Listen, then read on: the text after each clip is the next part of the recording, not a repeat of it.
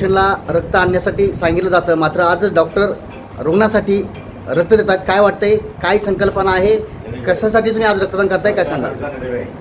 आम्ही सर्व surgeons association बीडची जी surgical society आहे त्या सर्जिकल सोसायटीतर्फे इंडियन लेवलवर सर्जन्स पंधरवडा जो साजरा केला जातो तो एक 2 ते 15 दिवसाच्या दरम्यान या सर्जन्स पंधरवडा सेलिब्रेशनमध्ये की आपल्याला विविध ॲक्टिव्हिटी करण्याचं सर्जन्स असोसिएशनने ठरवलं होतं. त्यानुसार आम्ही काल वुमन्स हॉस्पिटल आणि वुमन्स हॉस्पिटल आणि कुटीर हॉस्पिटल या ठिकाणी नेकरूडला जाऊन आम्ही ट्री प्लांटेशन केलेलं आहे. आम्ही सर्व सर्जरी मंडळी भेटची जाऊन तिथे झाडं लावून हे केलेलं आहे, सेलिब्रेशन केलेलं आहे.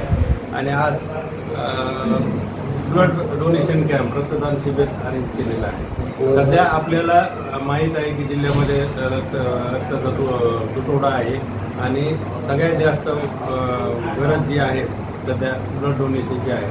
आणि ब्लड डोनेशनमध्ये आता प्रत्येक रुग्णालयाला ब्लडची आवश्यकता असते, असं प्रत्येक रुग्णालयाला प्रत्येक सर्जनला ब्लडची आवश्यकता असते. अशा वेळेस रुग्णांसाठी मदतीचा हात म्हणून की आम्ही काय केलं की हे ब्लड डोनेशन कॅम्प ठेवलेला आहे.